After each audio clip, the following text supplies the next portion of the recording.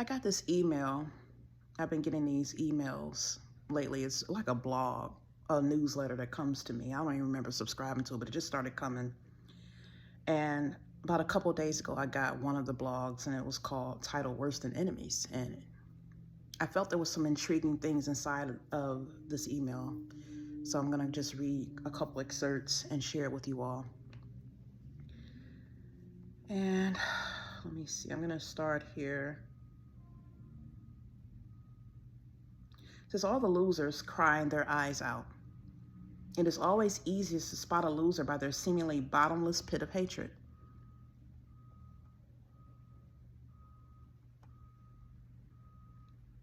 It says, Alex Jones came back into the mainstream. Globalists are screaming and crying scared. And who else is crying? Losers. Jealous, uninteresting, hate-filled losers. They are worse than the enemy.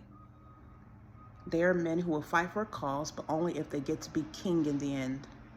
Broken men who will never do anything great because their jealousy will permanently isolate them. Nothing great happens alone. It says, if you cannot work in a team, you're screwed. Now, I'm going to just, like I said, I'm paraphrasing. I'm not going to read the whole thing. It says, if you ever catch yourself feeling like diminishing another man's accomplishments, you need to reflect deeply. You are broken, doomed to failure. So I just want to stop there because when I saw this email, it kind of like triggered some stuff in me. And I thought about it.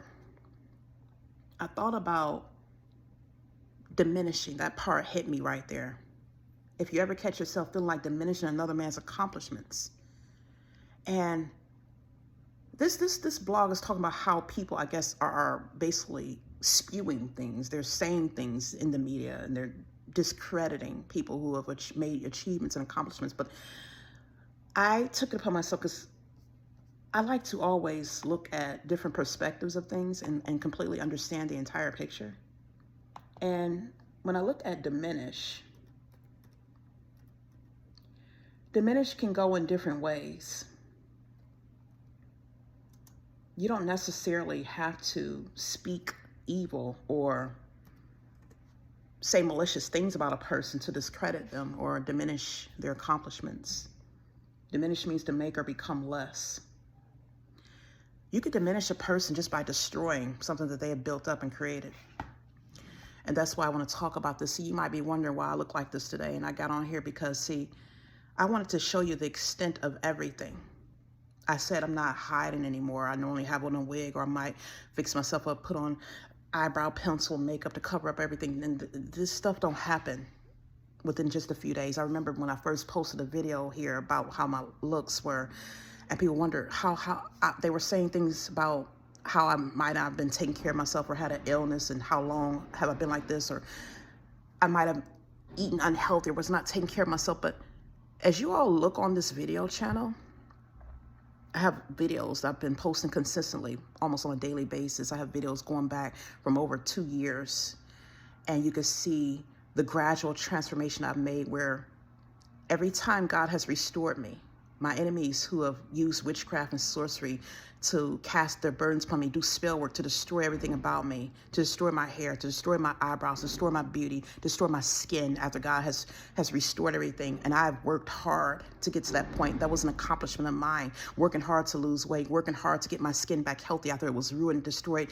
eating healthy, adopting and eating a healthy diet, getting my hair to grow back, getting my hair back healthy. All those things were accomplishments of mine, but people have been allowed to diminish that within just a day's time, within just a matter of days and weeks, through witchcraft and sorcery and casting the burdens for me and stealing things from me. That was a way of diminishing my accomplishments. And I'm going to go ahead and continue reading parts of this blog because there's some other stuff that that stood out a bit to me as well.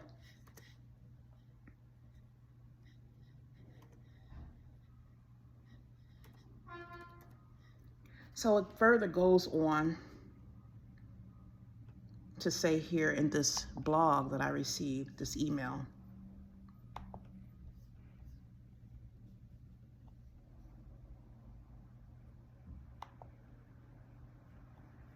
It further goes to say,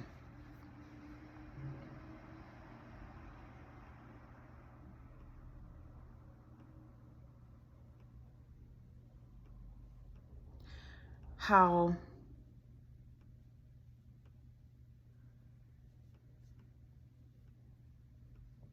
it says, remember and recognize men who diminish other men's accomplishments. If they're an enemy, okay, understandable.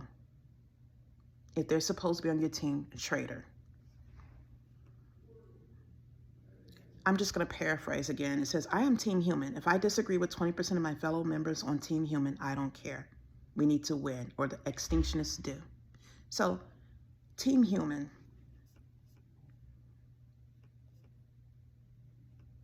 It goes back to show me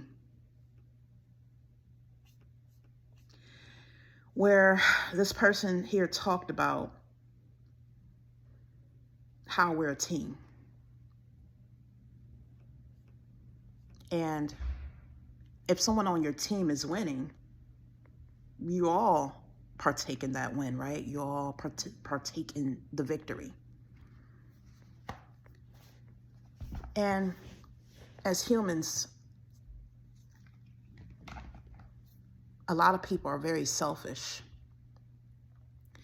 meaning only certain people get to thrive. It's gotten to the point where we're a team as long as you get to take whatever you want from me and capitalize upon it.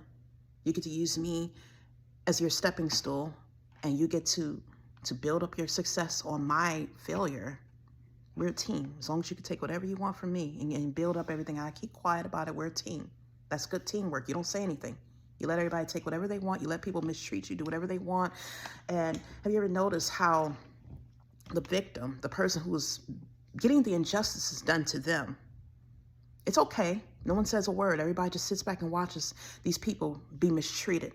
These specific groups of people, these people who they're not big in society. They're not favored. These are people who are usually, I guess you could say that they're the ostracized group. They're not the majority. They're not the ones who are chosen to win. These are people that are the oddball, the strange person, the ones who are at odds, the ones that people don't really like, the ones that people aren't rooting for. So they're what do you call those guys? If you ever know the ones in school, or you ever heard about the ones in school get bullied on, the underdog, that's the word, the underdog. And so there's always these big groups of people, big popular groups who they seem to get away with bullying and mistreating other people, and no one ever says a word. No one says anything. As long as you don't say anything, people, they're okay with it. They're not your friend, but they're at peace with you. They don't mind you being the underdog. They don't mind getting to take whatever they want from you. They don't mind getting to stomp all over you, use you, mistreat you, hurt you, abuse you. But the minute you stick up for yourself, the minute you speak out about the injustice, the minute you point a finger about the wrongdoings that were done, the minute you cry for justice and you want to make people accountable for the things that they've done to you, oh, now you're the problem. You're not a team player, or you're a troublemaker. You're the one who's stirring up problems. Now you're the crazy one. You're the one. But it's okay when people do all this stuff to you. Look at my skin. My skin looks so terrible. And I talk about this because, see, I work very hard on restoring my skin. Like I said, I spent money on, I talked about it in many other videos. I spent lots of money on buying products. I invested money into buying products to make my own masks, to make my own beauty products, to take care of my skin. I ate healthy. I don't eat meat. I don't drink alcohol. I don't smoke. And I'm not saying this to brag, but I'm talking about the discipline. To get what it was that I wanted, I put in the discipline and the effort, and I invested time into getting to a certain level. I ran. I worked out. I spent many hours, many months, many years into training and losing weight. Just recently, I lost weight 3 times. I told you guys that before, and I wrote a fitness book. But that fitness book, my accomplishments were diminished when people started putting fat on me and putting curses out upon me. And it's like none of that was ever done. And people always say time is money. Time is money. And if you sit on a job and you put in hours, you expected to get something out of it. Well, I didn't get anything out of my time and out of my investments and all the work and effort that I put inside of it. See, God told me a long time ago to start this ministry. He told me to stop working because he told me he'd provide for me. He wanted me to go into ministry. This was my means of making income for myself and helping other people. It wasn't just to get into it to make money, but God was using my gifts as a means for me to be able to make money. And I've written many books. I've written probably several books, invested. I would work on those books sometimes a month, sometimes 2 months. For months, I would work on each book, and I would dedicate 8 hours, at least 8 hours a day, like a regular job, writing. Yes, I took time, invested time into writing every day. And I got nothing out of that because the Lord let me know that people had stolen everything out of me. They cast my books on altars. They swapped everything. They took all of the hard work, all the effort of my hard work, all the fruits of my labor. And then after losing all of that weight, guess what they did?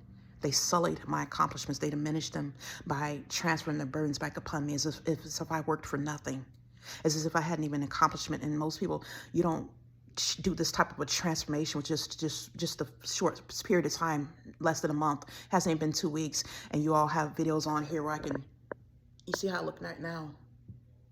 That's my body. That's my body. And this is a demonic thing. This is something that was demonically done. This was a demonic thing. When something happens this drastically, this is why I keep monitoring videos up here. And a lot of you don't like me putting these videos. I put it up here because it needs to be shown what was done. And so my accomplishments were diminished. My ministry, all the hard work I put into getting my body into shape because God told me to. It wasn't because, I just wanted to. God wanted me to live a healthy lifestyle, first of all. Second of all, he told me to get myself into shape, to start taking care of my health, to start taking care of my diet, because this was supposed to be my ministry. And he also wanted me to prepare for my mate. But people who were envious and jealous stole that from me. And so I looked at God and I looked at him and like, Lord, I sit here, even though I sit here in poverty, it's not about the money. It's about the time. I poured my time into things. I spent time. I put in effort and I got nothing out of it. When I get up here and I can run for 60 minutes, I can spend an hour running every day for 6 days a week for months to get in shape, to lose nearly 100 pounds. And I put in all that hard work and I fast and I eat healthy and I abstain from food. I put in the discipline, but just for someone overnight or within a week or so, just to take everything from me or take my youth and have me looking like this, take my beauty, steal my skin, all this. Instead of putting in the work themselves. And then they think because I'm in ministry, yes, I have to carry the burdens. I have to be a team player. I have to allow you to do whatever you want to do to me. I understand I'm in ministry. But again, God did not put me in ministry for you to just throw your burdens upon me and mistreat me. Yes, God tells me, well, if you pray for the people, they won't put their burdens upon you. I pray for the people. But that analogy really doesn't make sense. If you think about it, if I go and ask a man, if I go to a company and I apply and I use my resume and I apply for that company, and they don't hire me, can I steal money from them? I could steal from them, but I will be punished. I couldn't use the justification that, I stole because they didn't hire me, they didn't give me a job. Some people do that, but they get punished for it. So I talked to God because he showed me the scripture in the Bible in Malachi. I think it was Malachi chapter 3, verse 5. If I'm wrong, don't quote me on it. But he showed me how people were cheating the hirelings out of their wages. They were oppressing the hirelings in their wages, meaning they were not giving them what they needed. They were working and they were not paying the people right, or they were not paying them at all. They were not getting what it was that they deserved for the work that they were putting in. And so I asked God, I says, Lord, well, am I being cheated out of my wages? I don't work to gain anything from you. But the thing is, I sit here and you tell me to do something. You tell me to write these books. I didn't write those books on my own. The Lord told me to write the books because he said there was a need for the books. I wrote the books. I spent hours, 8 hours at least a day, like a regular job. Imagine clocking in at work on a job and you go to work every day, you don't get any money. Even if I was making an average of $20 an hour, I'd be short thousands of dollars that I hadn't received because people have been allowed to steal all of my hard work. I invested time in things that I never got. I never reaped the benefits for it. And not only that, I worked on restoring myself each time for someone to come along. So the Lord was letting me know, hey, these people stole it. He can invoice it. Just pray that I invoice them, that I bill them for it. Because see, when an injustice is done, yes, people need help, but people also need to be held accountable for their actions. I don't mind if you can be honest. And when someone prays for you, you get the help and you take it. But when you continue to take advantage of people, you can't just keep getting away with doing wrong to people and expecting, you just get away with it. Especially when you know better. when you know better. Look at how I look from head to toe. This is why I want to make it a point. When I got on here today, I want to make a point. Everything, my lips, the shape, all this is gone. I had nice, full lips. All that's gone. Dark skin, melanated. I don't care about all that no more. I don't care. The thing is, God told me, because I look at God. He's the one who told me to get in shape. He's the one who told me to invest in my skin, to make these masks. He gave me the ideas for this. He put the knowledge in my brain to restore my skin. Eyebrows all gone off, my hair. He told me to get myself healthy. When I got rid of my relaxer back in 2009 and went natural, he told me to do that so my hair could be healthy, but it had an adverse effect, everything I did, because people have come along and diminished all of my accomplishments, all my achievements, all my hard work. It's like I never even achieved anything. It's like I sat here all these years and not accomplished a thing. And you could look at me today and will not even know that. You would not have known that I accomplished anything, that I've done anything, years that I gone to school, even worked on jobs, even taking up training, obtaining licenses and skills. All that stuff has gone to waste. It was diminished. So like I said, is it only fair and just when it's a person that you're rooting for? If someone does the wrong to them. See, I saw this story. It just popped up on one of my social media feeds. And it was this person, I forgot, I think it was Pritchard Colin or something like that. He was boxing. He was boxing against this man called, I think it was Terrell Williams.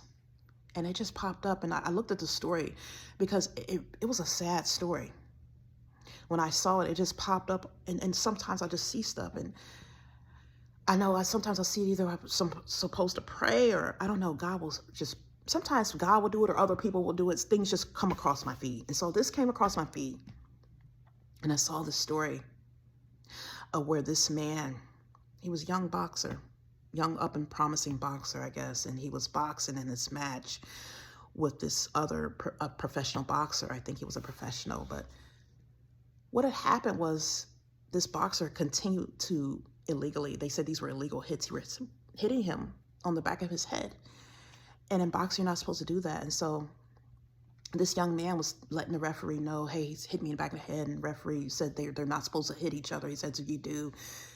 I guess because this other guy retaliated back, he hit him, I guess, did a low blow for him because he was tired of being hit constantly back in the back of his head. And so the referee said, if any of you do illegal hits or whatever, he's going to, I guess, stop the match or whatever. And so the guy continued to hit the man in the back of the head, and he was feeling, I guess he felt dizzy, and they wanted to check him. They had the ringside medical examiner come over and look at this man.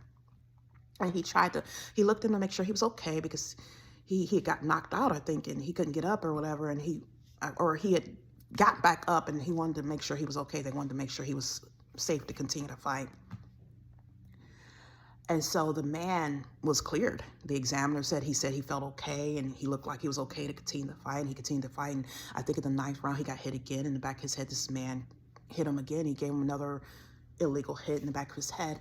And so after the match, they said he went back, I guess, into the boxing room, the dressing room or something. And he was very dizzy. They said he could barely walk. His legs were shaking on his way back to the room. And when he sat down, he started vomiting profusely and he passed out. And by the time the ambulance came, they got him to the hospital. They said he had so much swelling on his brain that they had to cut off, I guess, a piece of his brain to relieve the blood he had internal bleeding. He was hemorrhaging in his brain. And he became in a vegetative state. He'd gone into a coma for almost a year. He was in a coma for like several months because of this. And it was just a sad story because his entire life was taken from him right then and there. He couldn't box anymore, of course. And he had to live in a state where he could not walk. He became like a paraplegic, where he'd gone from being this young up-and-coming athletic boxer to now having to have his parents, his family, take care of him. They had to feed him and bathe him and change him. He couldn't do anything on his own.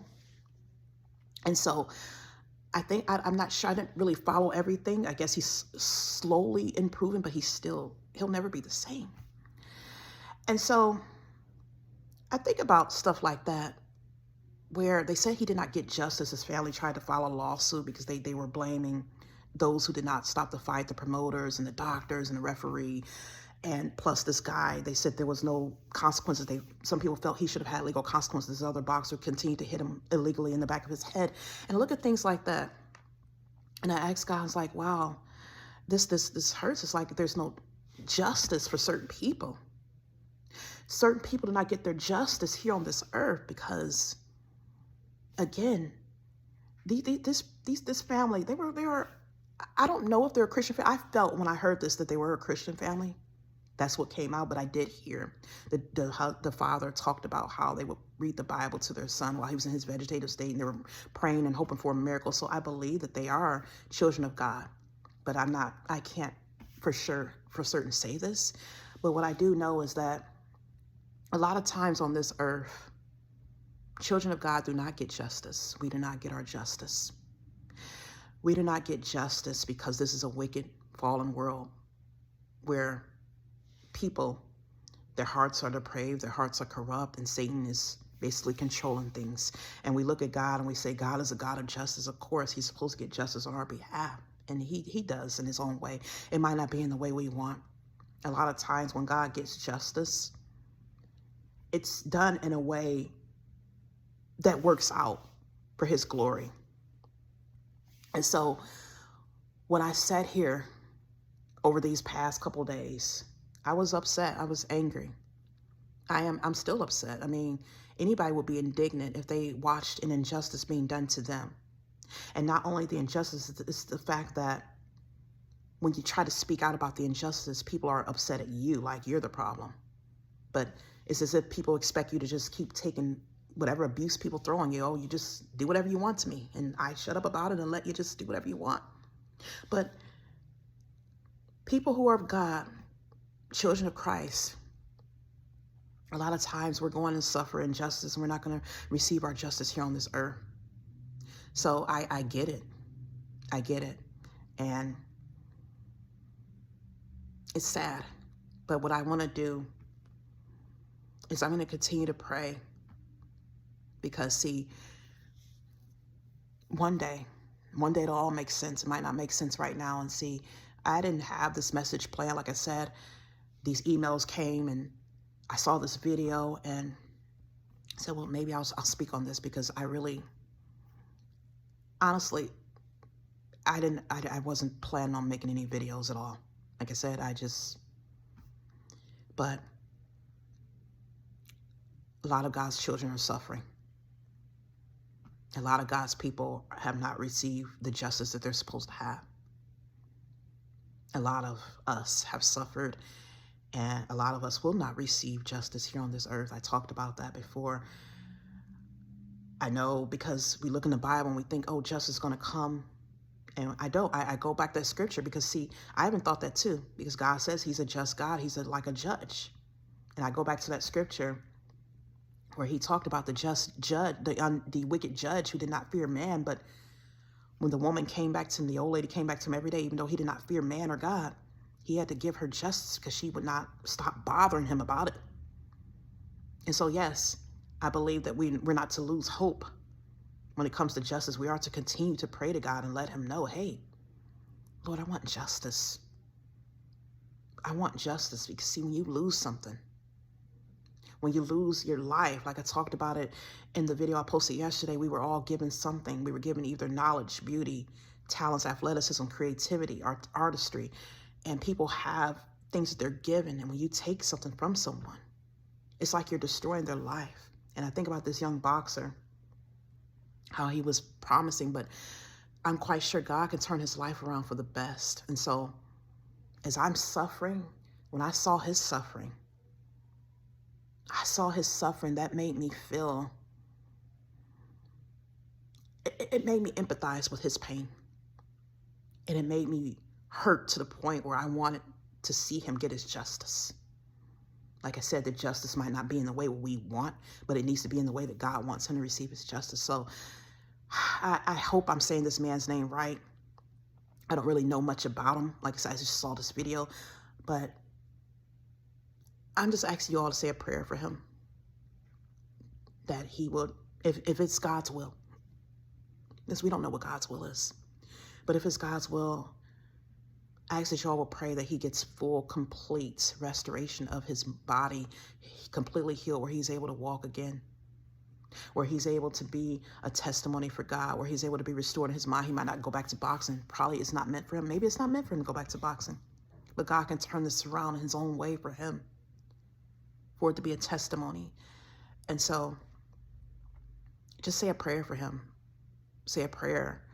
And even a prayer for the man who calls us. We don't know what he's gone through either. That's the thing. And a lot of times we get angry at the people who hurt us. And I come to the point where God has been showing me a lot of people. He showed me the people, I said before, people who hurt us and make us suffer. A lot of times it might not seem like it, because you see them living this life and you think, oh, they have it, they're doing good, and they hurt us and they just get to walk away. And a lot of people were very upset in the comments when they saw this man was still boxing and they were saying this. But a lot of times these people, and there's no excuse, no justification for anything, believe me, I'm not justifying anything. A lot of times these people are suffering worse than we are. They are. They're suffering far worse than we are. Their lives are already miserable and we don't even know it. They can put up a pretense all they want to. They'll put up a facade, and behind closed doors, these people might be going through, they might be living, they're suffering.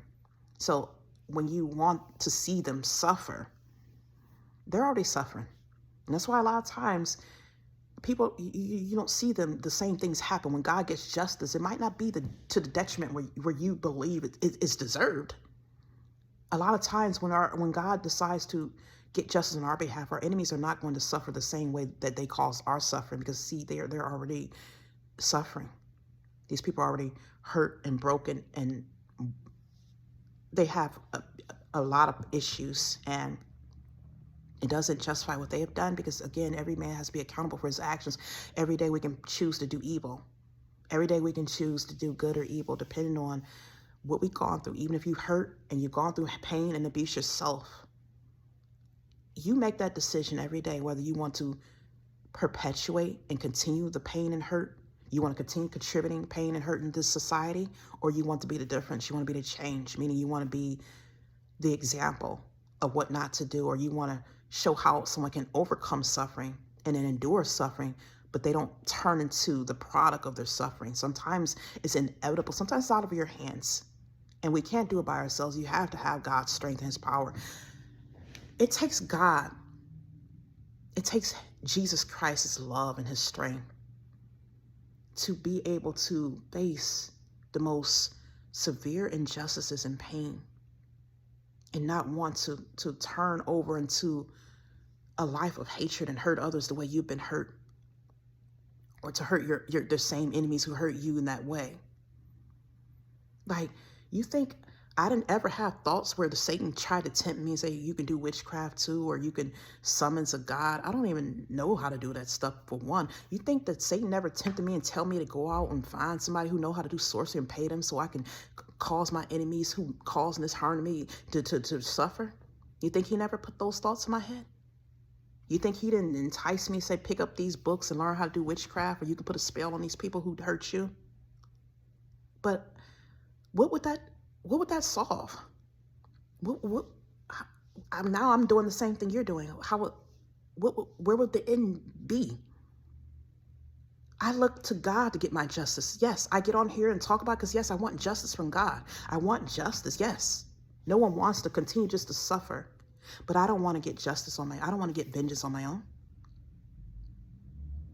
And so God gives us justice. Like I said, when he gives us justice, we might not know how that justice is done. Sometimes he gives us justice by bringing that person to Christ, the one who hurt us. We might not think that's justice. But sometimes when that person comes to God, it's like they're filled with pain because they're shown what they've done. They're shown the tremendous, immense burdens that they've caused another person, and that's something that they have to live with. So it's better to be at peace of mind, because when you hurt people, you don't have a peace of mind. You might be on the outside, you look like everything's okay, but trust me, a person who's done evil to other people, especially someone who's done nothing to them, they're not going to be at peace. That's the thing. When you're doing evil to people, you're not going to be at peace. That's why it's best to have a good conscience where you're not out here doing wrong to others. You're not doing unjust things. It says to do unto others as we want them to do unto us. If you don't want someone treating you a certain way, you don't treat them that way. And if you do wrong, you repent and you make up for it and you change. You don't keep doing it, because that's how you can live with a peace of mind. And yes, sometimes we go through dark periods. No one wants to keep suffering and just suffering indefinitely. And sometimes when you suffer so much, you can feel like you don't want to do good no more. You can feel like you want to turn into a villain. But when you turn to the villain, what is that achieving?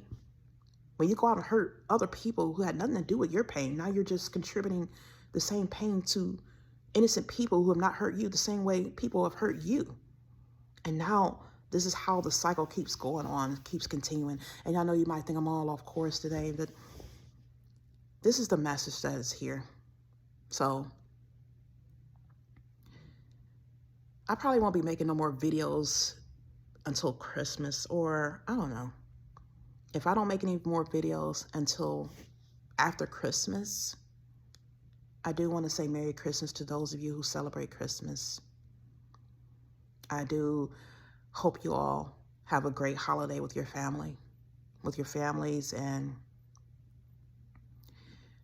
this time of the year should be used for doing things for others. I know we always want to focus on ourselves, but there should be a time where you're not so focused on what you can get, but what you can give. So even if you don't have money, find a way to make someone happy and be a blessing in somebody's lives. Thank you.